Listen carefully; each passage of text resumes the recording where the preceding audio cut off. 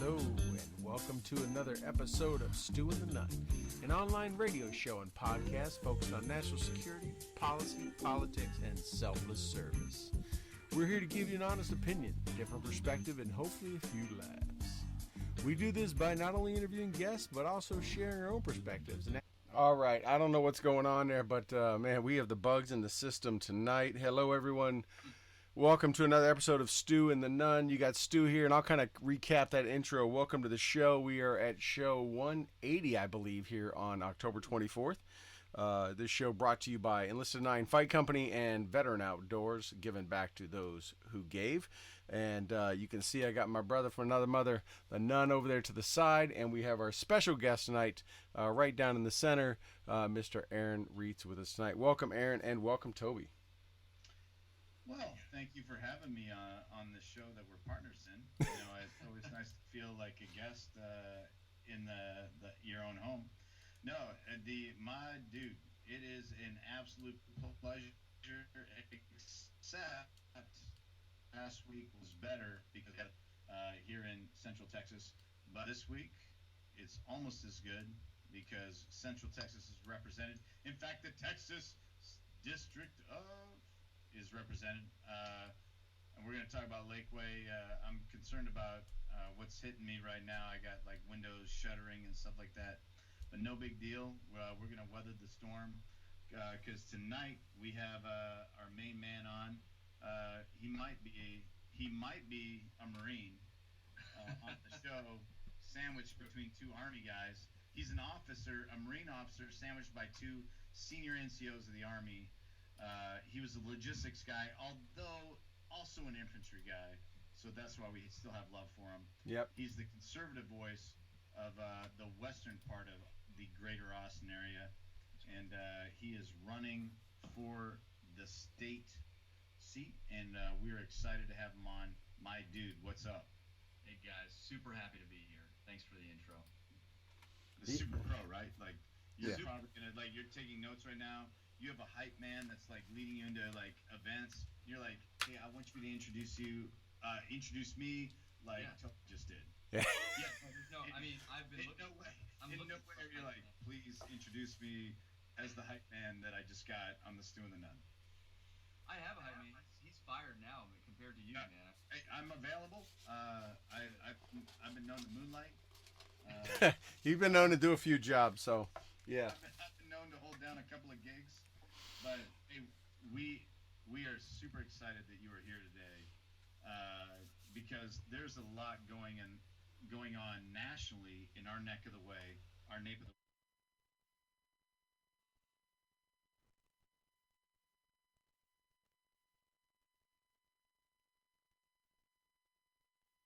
positions of Central Texas. And, you know, I can break it down for our audience. This time last year, we were embroiled in a very interesting campaign in terms of a federal congressional Senate seat with a guy by the name of Robert Francis O'Rourke out of this little town. Maybe you've heard of it. It's on the Mexican border called El Paso, both New Mexico and Old Mexico, regardless of which Mexico you want to subscribe to. And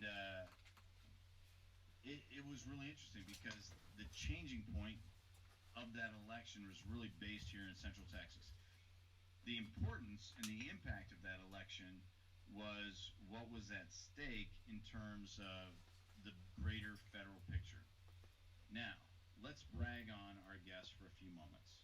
So here's a guy born and raised in the greatest republic, the great state, Tejas, decided that he was going to go.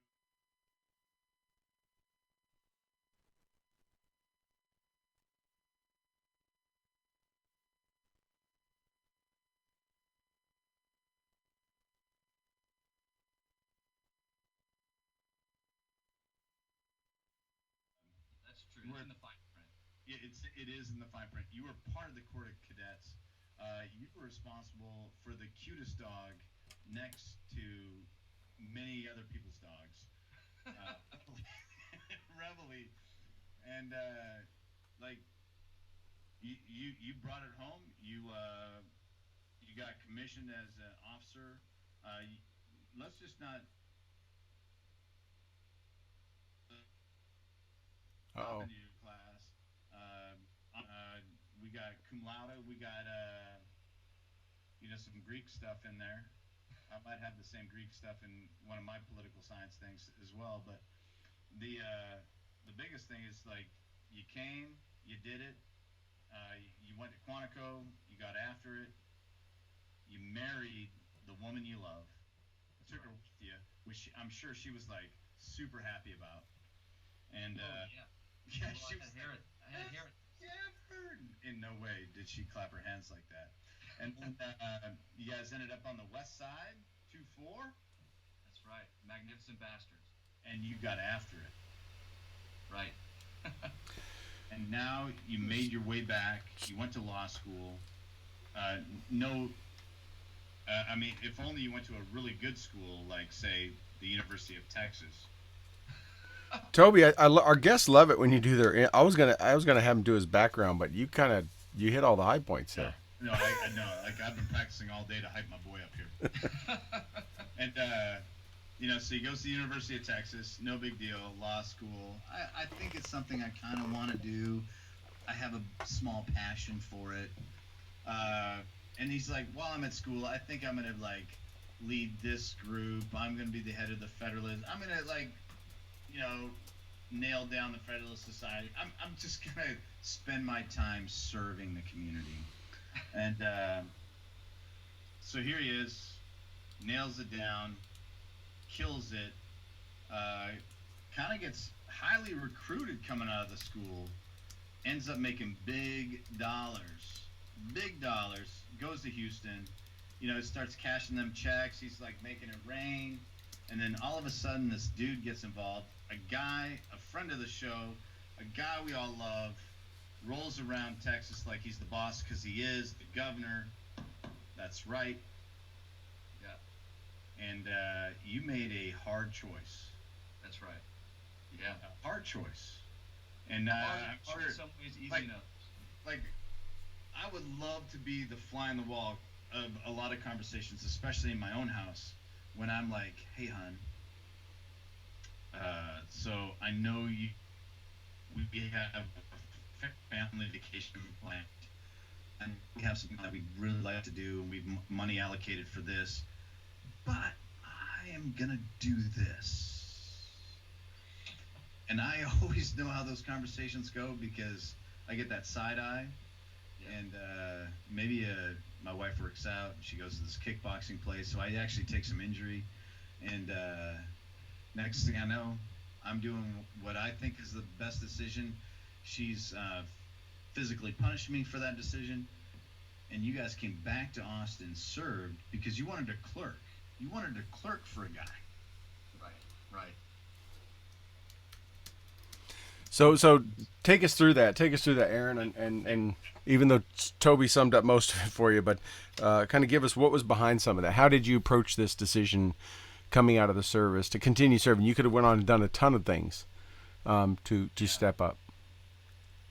Yeah, I mean, I think that there was just this patriotic impulse, this desire, this love of country that drove me to the Marine Corps in the first place. And I knew, like, when I was in Afghanistan, my son was born, and I met him when he was 5 months old. I almost missed my daughter's birth, and I knew that, maybe I think some guys, they have a calling to do it for 20 plus years, and I felt like, uniform service, I loved it, but maybe, I kind of want to live in the same place for a long time. I want to coach t-ball. I don't want to miss ballet. I want to kind of, and I think that my skill set, do I want to be a colonel or put on some stars? And I think as I thought about it, it was just like, no, but I want to continue serving my community and my country in a different way. I always had this interest in law. And so, just took the law school admissions test and did well enough to know that I could go to a place like UT. And as Meredith and I were just sort of thinking about the future, this alternate future started to really crystallize. And we thought, okay, we can get back to Texas. We can go to Austin. I can do something that's sort of intellectually interesting. But the law provides us all these avenues to continue fighting for our flag, fighting for our country, just not in a uniform, but, in a suit and tie, so to speak. Let's hold the tie. Well, yeah. Clearly. Yeah, I'm holding it tonight, but, believe it or not, I've got to wear it more often than I'd like. And,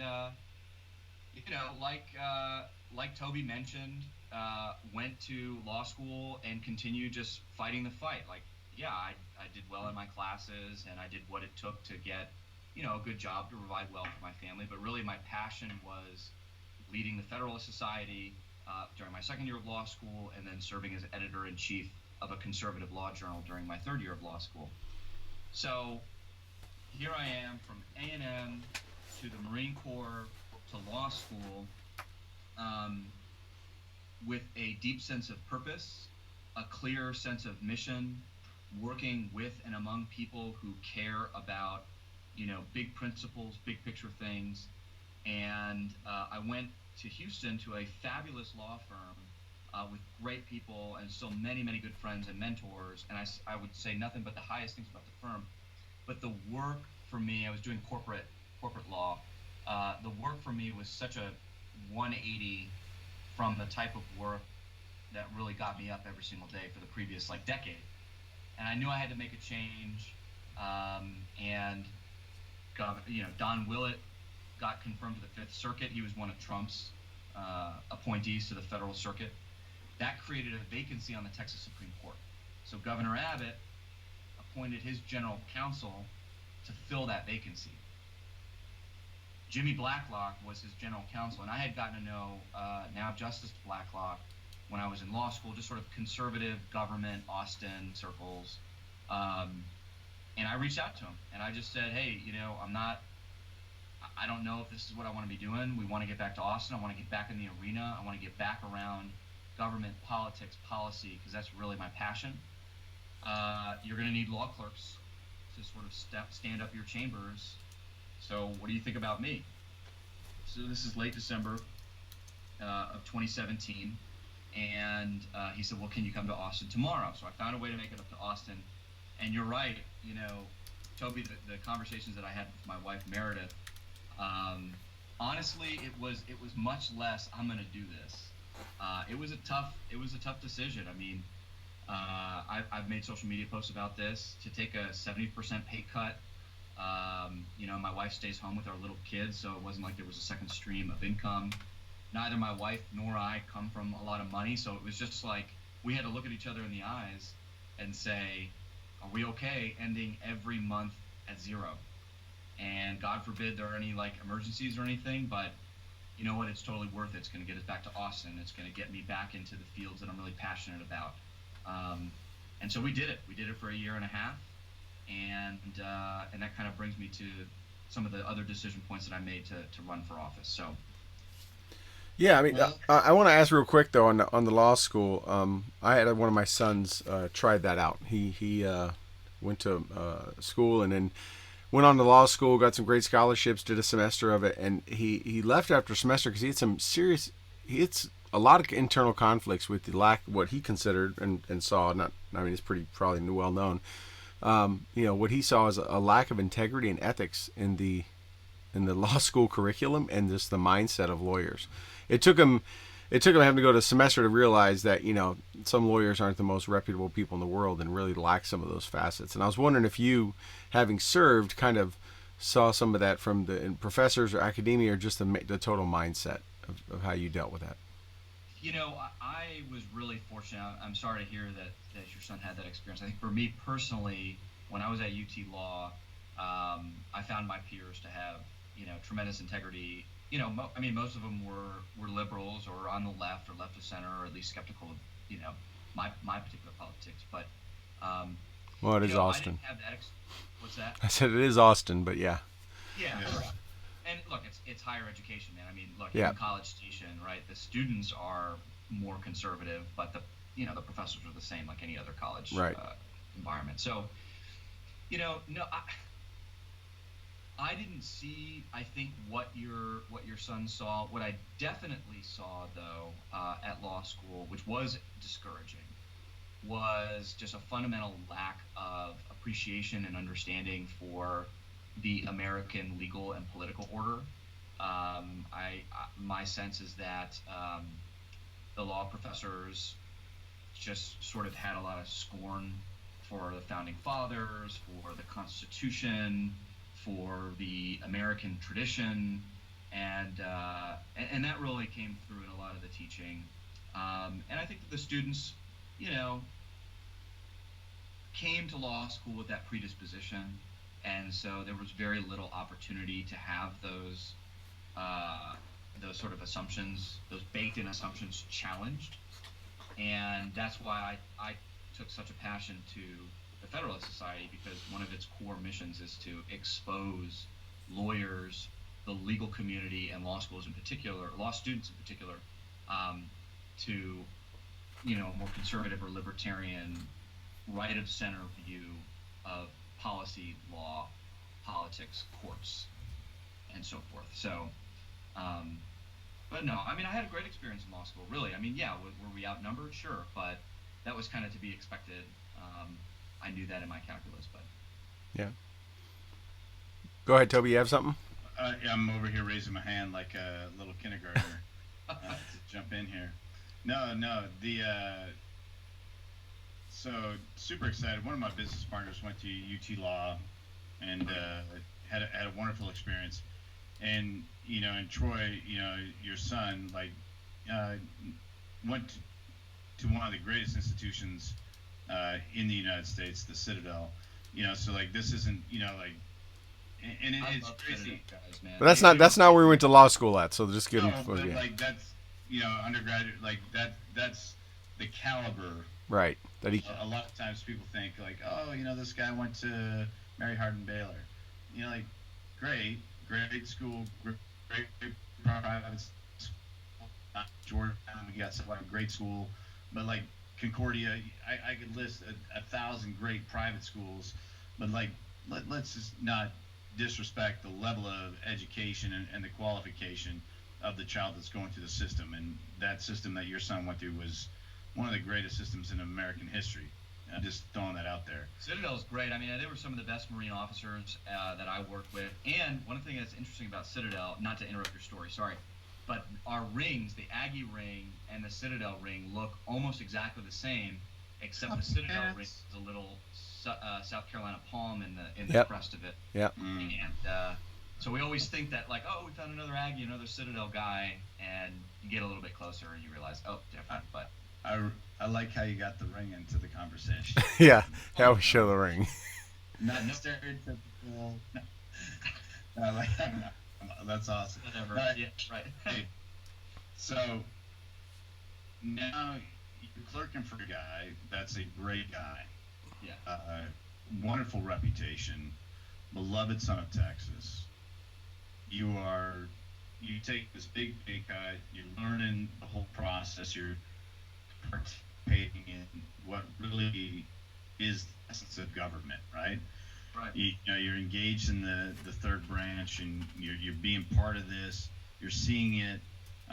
Your family's immersed in it, and now, what led you from that experience to say, you know what, that seat, and I got to tell you, you are in, and I have no less than 15 of the best people in my life, some of which are business partners, in your district. I'm just outside your district. Yeah. In your district that are like, all right, let's look at this guy. Because this is a very powerful and interesting. When I say powerful, this district, to frame of context, is so powerful that they were concerned about their high school football teams not having enough time and places to practice outside of UIL, that they built a 100,000 square foot indoor training facility privately so people could work out. Like this is not just a district. Right. This is the essence of what makes Texas Texas. So holler at your boy. Tell me what you're doing.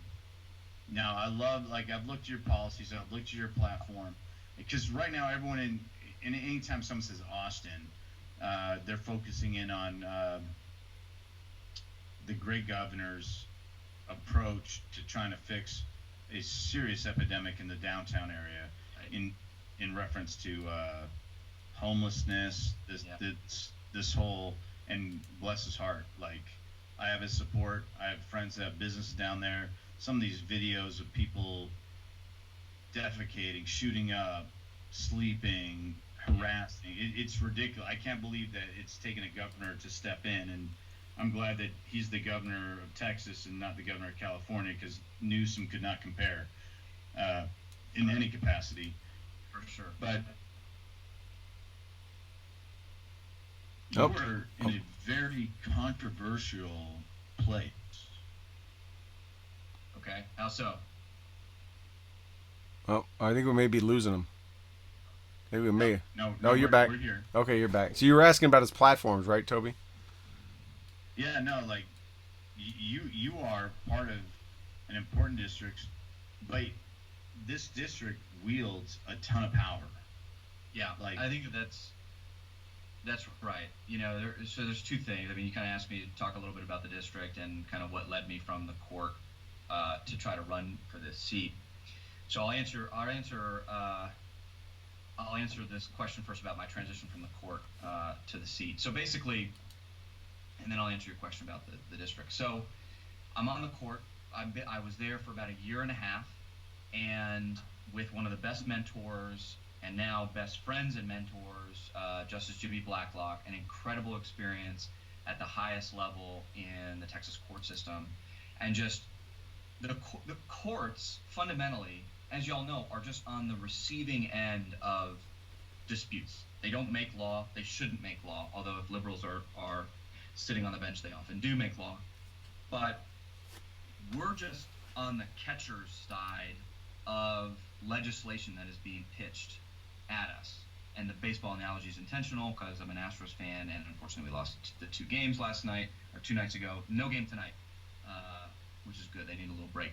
But just looking at legislation and legislators and looking at how our state legislature works, and just reflecting on the need to have real patriotic, Texas loving, principled conservatives who can fight who can articulate the principled conservative message in an effective and compelling way, that was just lacking in the legislature. And I think that where we are now politically is at a critical juncture in Texas's history. I think that we have grown complacent, Republicans that is. Republicans have grown complacent, sort of sitting in the seat of power for literally decades. And we're losing our state. There's a lot of new people coming in. I don't see, when I look at the Texas political landscape, I don't see a clear voice, a clear rallying point, a crystal clear ability to articulate Texas conservative Republican values. And like a Marine, I can't just look around and, wonder who's going to step up. I feel like I got to step up. And so after consulting with some mentors, talking with my judge, and sort of getting a sense, well, is there a path to victory? What do the primary challengers look like? What does my Democratic opponent look like? Is she strong? Is she weak? And so forth. And realizing, okay, this district, where we live, where our kids go to school, is the most win-backable district in the state. Now, Republicans lost 12 seats in 2018, right? 12 state house seats because of Robert Francis O'Rourke. You guys mentioned him earlier, all right, and other factors that we can talk about. But suburban Republican districts got hit really hard in 2018. And as a result, in the state house, we lost 12 seats. Well, of those 12, 5 of them voted for Democratic state reps, but Republican statewide. And of those 5, this district, House District 47, Southwest Travis County, voted for the highest number of Republican statewides by the widest margin. And so I've got out-of-town friends that say, "Oh, brother, Austin, like you're running as a Republican? Like, are you intentionally losing to set yourself up for something else?" And it's like, no, if you look at the numbers in this district, if you look at the political history, the fact that it was Republican up and down the chain for the last 20 years in Travis County, you realize that this thing is so hot for a Republican takeback, it just needs the right candidate. And I think that I'm the right candidate. But getting back to your second question, just sort of about the nature of this district. Yeah, it is an extremely important district. Yeah. It is extremely influential. The lines as they are right now were drawn in 2011 after the last census. Just like we're going to do redistricting again in 2021, last time, the lines that you see now, if you were to Google it, those are 2011 lines. Those lines were drawn in order to ensure as long of Republican governance as possible. And we had that. Right? I mean, Paul Workman, the Republican who represented that district, was winning by double digits for years and years and years in 2018. So this district is powerful for a couple different reasons. Number one, all the reasons that you mentioned. Number two, it is one of the most property tax wealthy districts in the state. It has a lot. I mean, if you're a lawyer or a lobbyist or somebody of influence in Austin, you live in this district. Yes. Great schools. Absolutely. Yeah, great communities, safe neighborhoods, highly educated folks. And here's the other thing that makes this seat so important and so influential, is its proximity to the Capitol. Now, what that means is that when a Republican holds this seat, it means that he or she will be the default Republican for all things in Austin. Right? Think about it. I mean, pretty much the only Republican that'll be there will be this position. I'll agree with that. Yeah, exactly. It's like, if Texas Tribune is having a panel, or the Texas Public Policy Foundation, or, Quorum Report, or they just want to do a news piece on like what's going on politically, the default guy will be the Republican who's right down the street. And we saw this with Paul Workman. Paul Workman was all over the place in Austin. And so this election is critical, not only for solid representation in the state legislature, not only because of redistricting in 2021, not only because Travis County deserves to have a strong Republican voice, but also because of its proximity to the Capitol.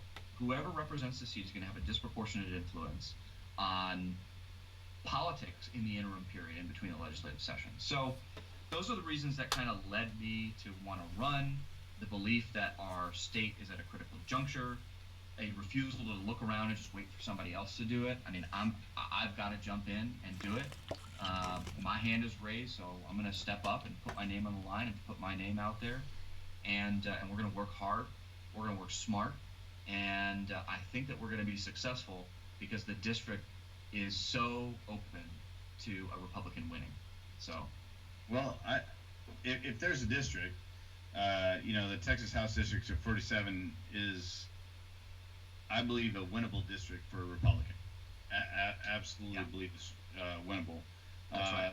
And I believe, demographically, that is the most receptive district in the area.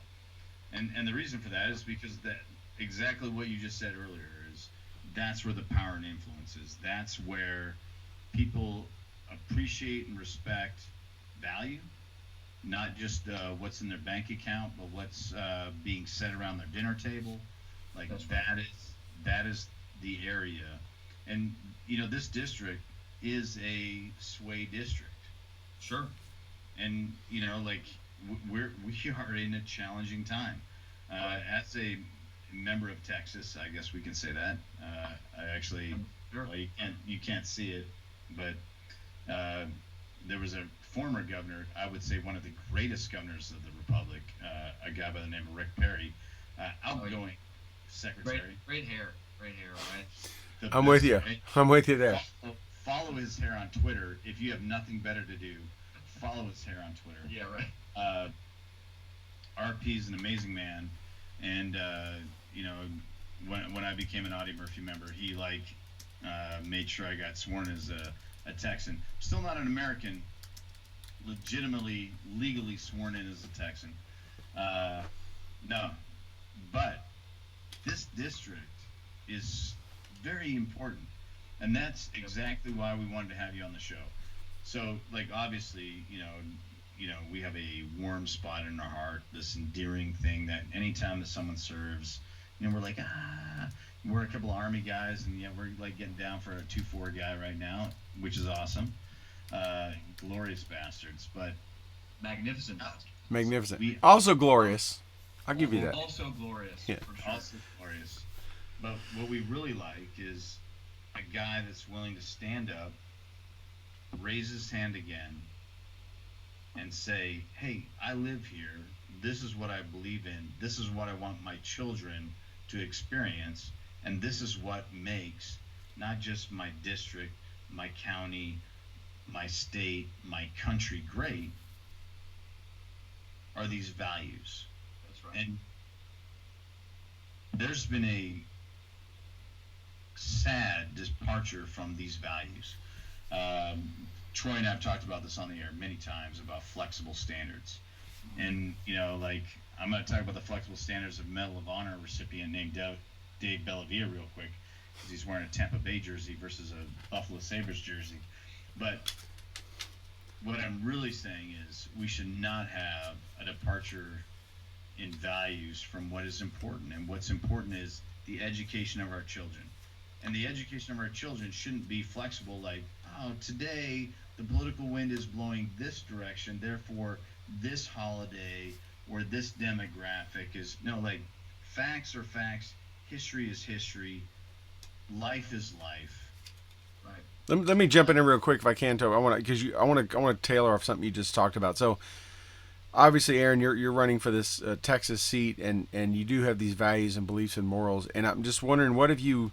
I'm sure you've given us some thought of, okay, how much change do I think I can affect, and how fast? And we know politics, like anything, right? In any kind of position where you have to give and take and compromise and stuff. Have you thought about that? Thought about where your limits are and what you? Yeah, I think so. I mean, look, our one of the beauties of our American system, Texan system, is sort of a republic of separate branches of government, is that change happens slowly over time. It's what's allowed, the American order to be stable. I mean, so I think it's a good thing to move slow, especially when Democrats are in power. We want things to move very, very slow, in my opinion, or not at all. But you know, I still have pretty high aspirations that with the right leadership, we can still accomplish a lot to advance the Republican and the conservative ball. Um, I tell this story pretty frequently to folks who are skeptical about how much can get done. And it's just a small example, right? When I was in law school, I was president of the Federalist Society. We've already discussed kind of the law school environment, right? It's sort of default left. Professors are hostile. Law students are skeptical. And when I inherited the Federalist Society, it was like a really tiny, kind of fringy, small group of just a handful of guys who were like really into the Second Amendment. Now, don't get me wrong, I love the Second Amendment, and I'm a guy that's into the Second Amendment, so I'm not hating on that. But the point is that if you want to have broader appeal in a top law school, you got to be more than just, four dudes who want to go to the shooting range. You know what I'm talking about? Right. So when I took that organization over, we doubled up the volume on our preaching conservative principles. And by the end of that year, we had increased our dues-paying members by 150%. We had increased our average event attendance by 250%. We doubled the number of events that we were hosting each month from previous years. And we accomplished all this growth despite the previous 5 years decline of 35% of incoming class student size. So what that means is the Federalist Society, an openly conservative, unashamedly conservative organization in a hostile environment that is getting smaller just by the numbers, and yet we continue to dominate the student body. And by the end of that year, we were selected, the national headquarters selected us as, from among 200 chapters, as the best chapter in the country. So why is that story relevant? It's relevant because I am absolutely persuaded that whether it's in a law school environment or when I was embedded with the Afghan National Army, that if you, and I'm happy to talk about that too, because there's other stuff too. We're about to bring up net. Good. Well, I can't wait to talk about that. But the point here is that, I know that when clear-minded leadership and principled leadership steps out in front, raises the flag, and said, let's go take this hill, a lot can get accomplished. And I just don't see that in the current Texas political environment. I see a whole lot of ducking and covering and kind of holding and not advancing.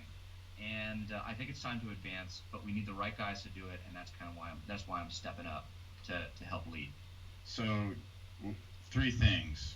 We're going to start with one, advance, the opposite of retreat. And we do. You always need to be forward in the foxhole, even on the defense. Right.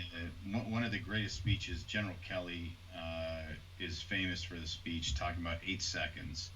And the essence of that speech is two fine Marines not knowing each other, going through a transition of authority, a relief in place, a RIP TOA, lean forward in the foxhole, and regardless of the circumstance, you don't relax, you lean forward, right. Even in retreat, right? You fight on, and that's how we need to be about the country. Right. So one, two, really kind of want to touch on and just briefly touch on the value of going through an educational experience that's adversarial. And yeah, how'd you best deal with that? I think that's, sorry Troy, I No. didn't mean to step on you. I think that's important because I went to a school for a short period of time before redeploying out in California that many would say is adversarial. Yeah. It is important, and I really truly believe, and am kind of shocked because of the school that I had an experience with in California. Well, there's this public persona, there's this assumption that it is a certain way, a liberal way, or whatever. Yeah. when it comes down to it, facts are facts, education is education, textbooks are textbooks. Mm-hmm. You were in a role as a student in an adversarial relationship with your professor. While it's not surprising, should be surprising to many of our listening audience. Not everyone shares individuals' perspectives. Not everyone shares individuals' political leanings, Sure. and even top five public institute education uh, has a certain leaning, and Yeah. and you were part of a I don't want to use the word club because I think that is disingenuous. I think it does a disservice uh, to the organization, the society that you represented. That was adversarial. Yeah. Yeah. So No that's question about it. So how'd you? I mean, obviously you've faced enemies, on the battlefield and different types of adversaries probably throughout your life. But in this one, where you're trying to get along and you're trying to compromise and negotiate, and you can't just drop somebody. I mean, how'd you go about that? Bite the tongue and just get through it. No, I mean it really it was not about biting my tongue and getting through it.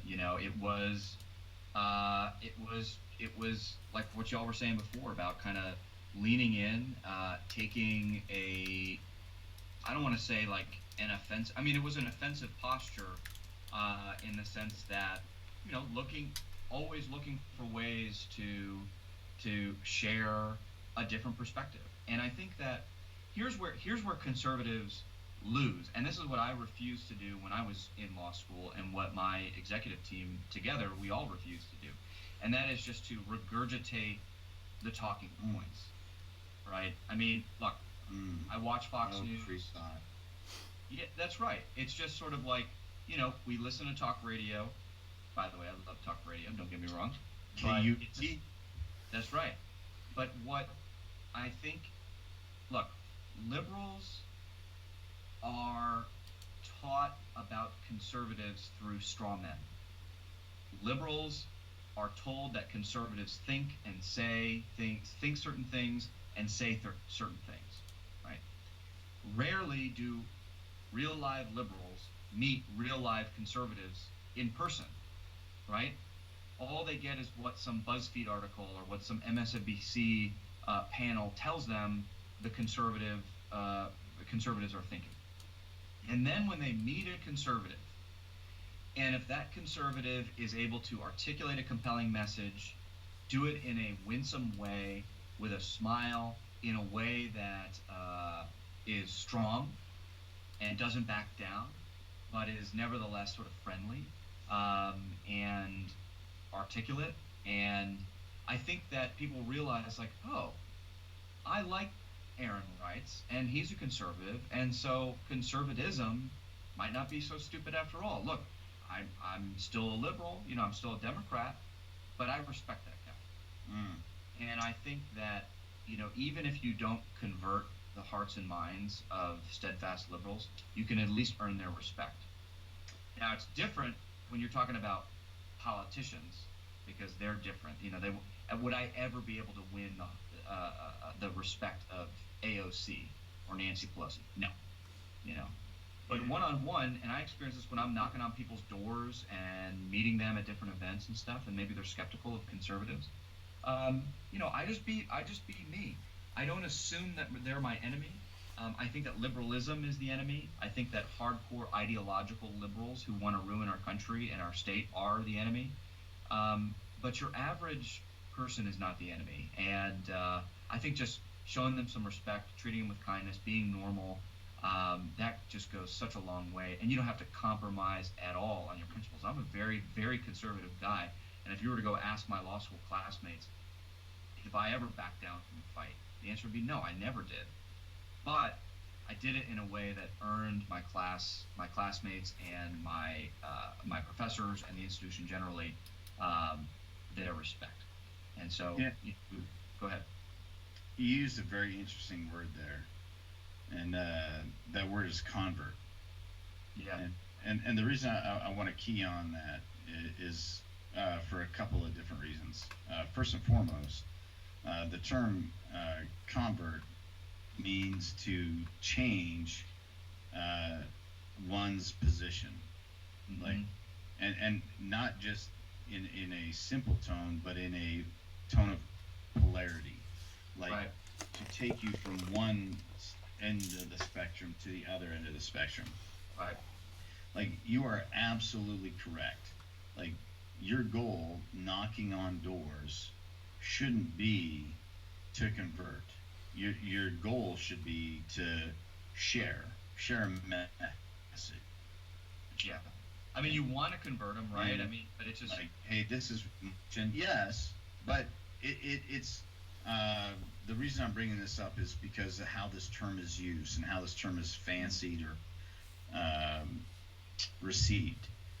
Well, I think it If we sometimes were it to look at sounds. if we were to look at it in religious terms, if you were to convert someone from one theological belief to another, you could do it in one way where you convince them through demonstration of fact that converting them, leads them to a better place, or you could use it through a different theological belief that you're converting them through force, not fact, to a different space. yeah. And like, what you're trying to do is you're trying to get people to believe and understand and appreciate, hey, this is why this is a better system. This is why Yeah. this is more productive. And I have fact, like, when someone knocks on your door and says, hey, do you have a few moments for the time, or a few moments over time, to talk about the socioeconomic position of the country, you look at it the same way as someone that showed up knocking on a door asking about, do you have time to talk about our Lord and Savior? You don't take it with the same credence, because you're like, you don't have a position to be talking about that. What you're trying to do is you're trying to say, hey, here is the substance of this argument. Here is this position. Here is some facts. I'm going to convert you because I'm going to convince you that what is the message behind my platform, behind our platform, behind our belief structure, behind this is proven, versus do this or I'm going to chastise you. Right. And what we're having in the recent past is this departure from, let's talk about facts, let's talk about what's good, what's not. We're going to talk about, I'm going to try you, lynch you,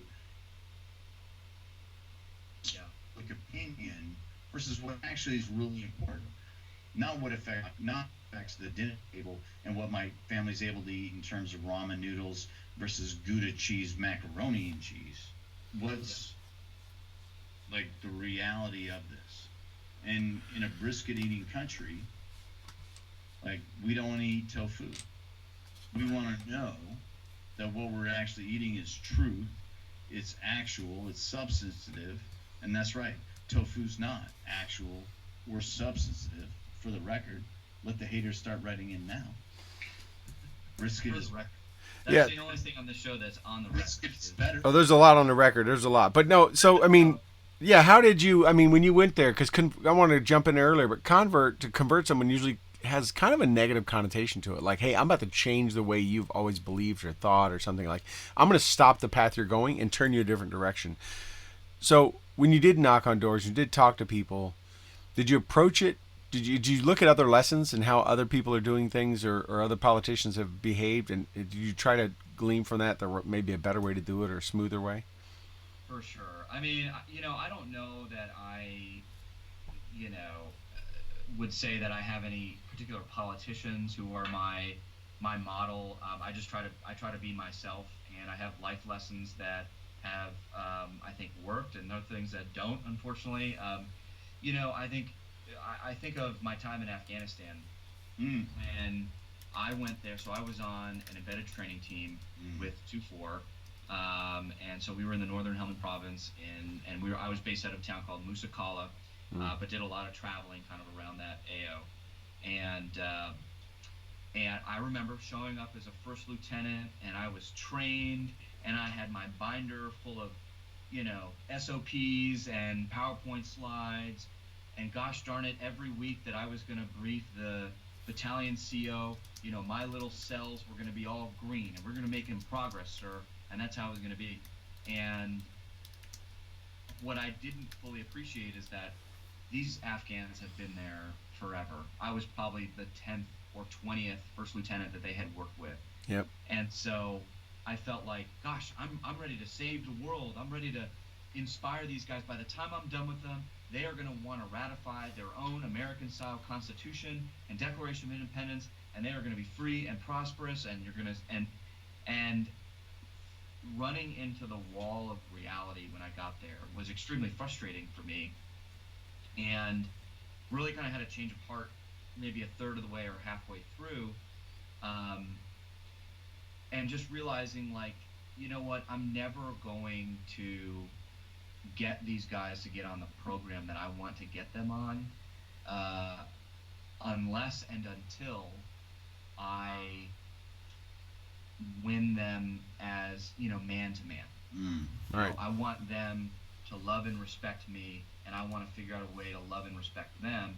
And then maybe we could talk a little bit about how it's not the best thing to siphon half of the fuel in your trucks and replace it with water. Like, that's not a good thing to do, guys. Man, I wish I would have gotten a hold of you before you went. I was there in 06, 07, and I briefed a lot of folks when I got back, and they thought, man, you're so pessimistic, you're so freaking negative, Nancy, But man, if I would have, you're absolutely right, though.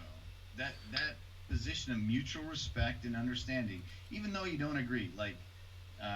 We've talked about this on the show a couple of times in the past couple of weeks. The whole Ellen DeGeneres versus George W. Bush thing.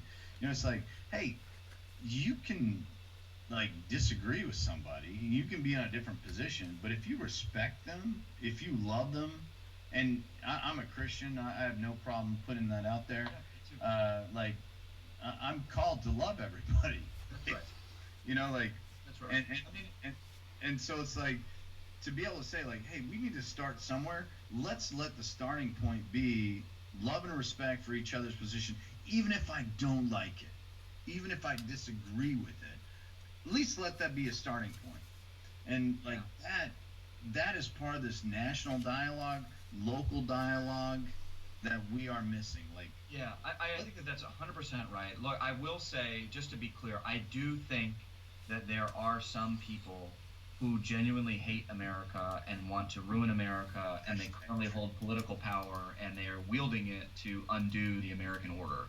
And I think that those people, yes, treat them in a Christian way. I don't think that the Christian faith obligates me at all to sort of just be buddy-buddy with someone who wants to turn America into a socialist country, or, allow 7-year-old boys, like the case we have here in Texas, to go through, hormone therapy to genders. We needed 3 shows to get into that. Yeah, bro. Well, you'll have to call me back. I got a lot to say about that stuff. I can come back another time. But I think that's, and I'm glad the governor's stepping in on that. Oh, for sure. People who believe that, they are not my friend. They are not American. They are not America's friends. They should be prevented. That's right. That's right. But what I'm talking about is the average voter.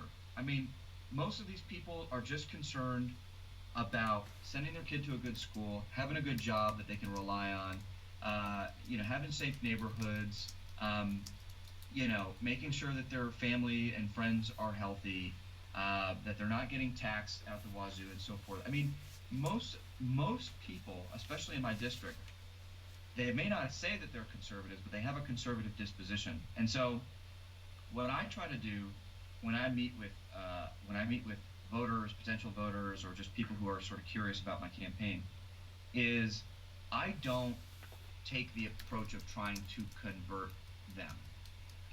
My approach is kind of, I take a few different approaches. Number one, I want to win them over personally, and so whether it's me or my wife, who's fabulous, spends time with people, it's like, okay, we want to sort of have this camaraderie first before we start talking about any politics.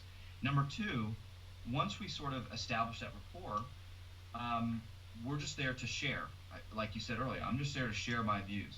And then the third thing that I think is essential is figuring out what is important to people and helping them to understand that what they think is important can actually flourish under Republican governance. Now, this is what I mean. I mentioned this a minute ago. People in this district, and I think Texans generally and Americans generally, what do they want? They want safe neighborhoods. Well, then, okay, you tell me.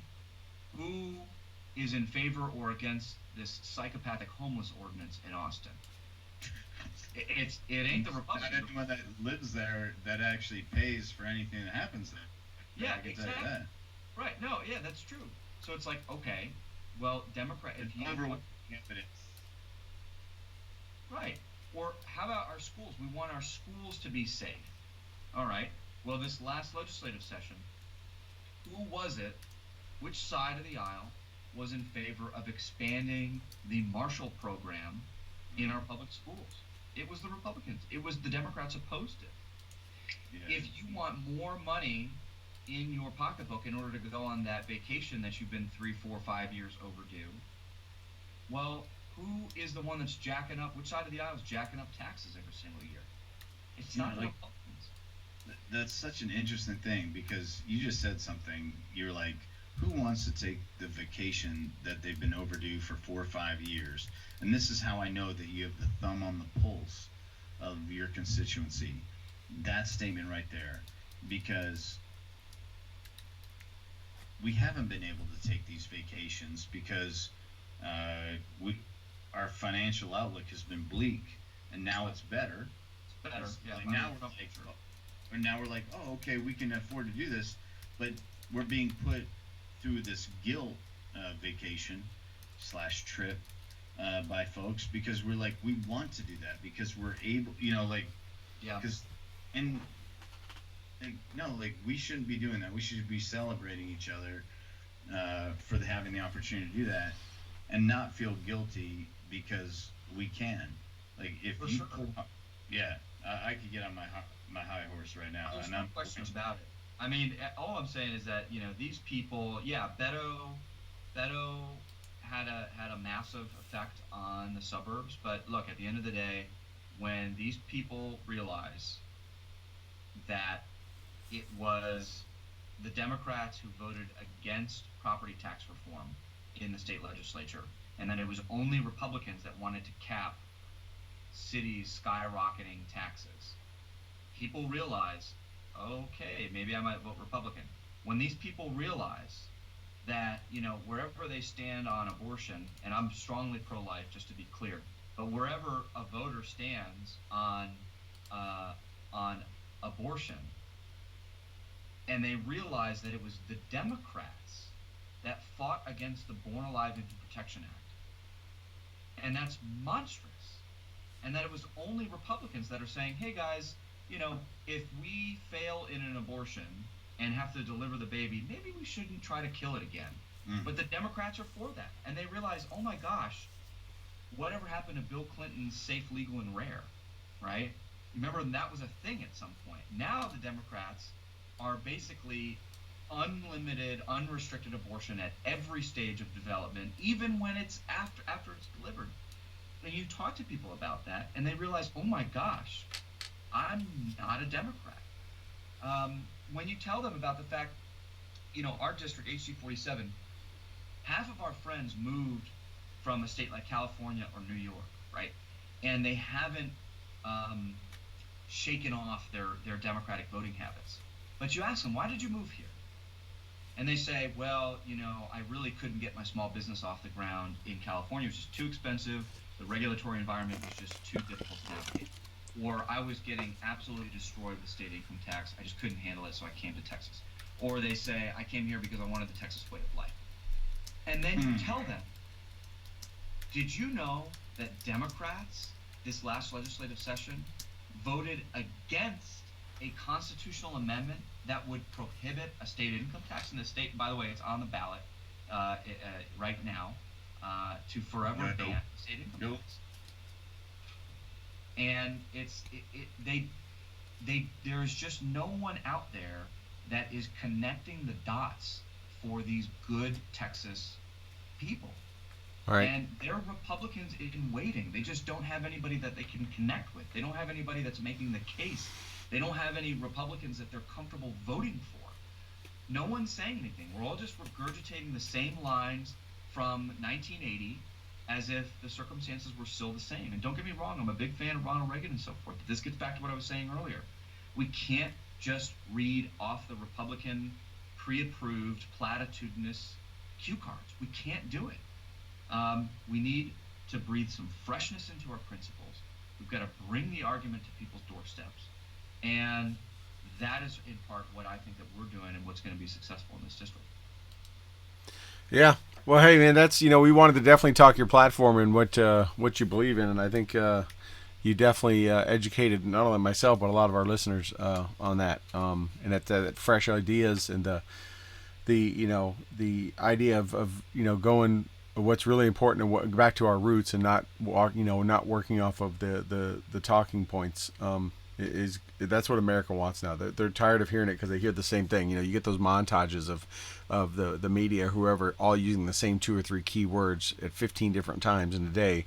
People are seeing through the BS now. But yeah, Aaron. Well, hey, man, thank you so much. We've had you on for a little over an hour. Your video, unfortunately, has been locked up for about 20 minutes, so everyone just kind of sees you staring off into the distance. But it was like right before we started. But yeah, that is actually the live video. I mean, that is what I'm doing. You're very still. You have great ventriloquist skills. Jeff Dunham's got nothing on you. Yep. But thanks so much for having me, guys. I really appreciate it. Yeah, hey, it was great having you on. Definitely, we could talk more about whether it's Afghanistan or more stuff about what's going on in your beliefs and the values of in politics. But we definitely would like to have you back on again. Now, let me ask you. You can tell our listeners and viewers where can they find out more info about you, more info about what you're going for, what your beliefs are, and anything like that. Where can they find that? So folks can go to www.rightsfortexas.com, REITZFORTEXAS.com. From there, they can link to all of our social media. I'm most active on Facebook, so if you just search Aaron Wrights or Aaron Wrights for Texas or whatever.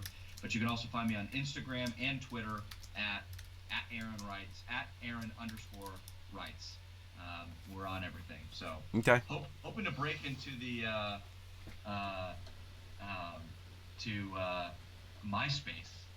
I was joking with some friends. What? There's actually not a MySpace anymore. You guys remember that? Yeah, I thought it was still around for like actors and musicians. Did they get rid of it totally? Man, I've Googled around for it. I would love to have a MySpace page to reach that 2 or 3 folks that are still on there. But if we can find a way to get a MySpace page, we're gonna break into it. I think I got some AOL CDs I can send you. You can sign up for a free account in 500 hours, maybe 2. Oh, but good. Well, I'm still making mixtapes and stuff. Well, there you go. There you go. Yeah. I'm sure the wife loves that. There's no better sign of true love than making a mixtape, right. Cutting out the commercials. But hey, thank you so much, Aaron, for coming on. I'm sure you and Toby will find a way to link up as you guys are both running around in Tejas, where I just was last week. But maybe we get a chance to meet ourselves one day, and again, stay in contact with us and Rob, and we'd love to have you back on the show again. Great. I'm looking forward to it, guys. Have a good one. All right. Thank you. Have a good night. Thanks for giving us some of your Thursday. Yeah, of course. They'll take care. All right. Bye-bye. Okay. So there you go, everybody. Toby, I know you got to get running. A lot of things going on. Storms are in town. So we'll call it a night. Thank you, everyone, for joining us here on Stu and the Nunn. Thank you to our sponsors and Listen 9 Fight Company, Veteran Outdoors, BooHammer.com, and all our great foundations and stuff that we do. Join us, actually not next Thursday. I'm glad I just thought of that. No, next Thursday. No, next Thursday's Halloween, and Scarlett's birthday. Yep, so and off the air. your daughter's birthday, so we'll not have a show next Thursday. It is Halloween tonight in Tampa, as you said, because Bellavia is down there wearing a jersey in Tampa, so he's obviously dressing up as a clown. But 100% clown. But anyways, no show next Thursday. Enjoy, pass out a lot of candy, ruin those kids' teeth, and enjoy some time with the family. We'll be back the following week on November 7th November 7th, we'll be back in 2 weeks. So until then, stay tuned to stewandthenunn.com. Watch all of our socials. We're always tweeting and Instagramming and Facebook and stuff. So with that, I will bid everyone, and Toby will bid everyone a good night.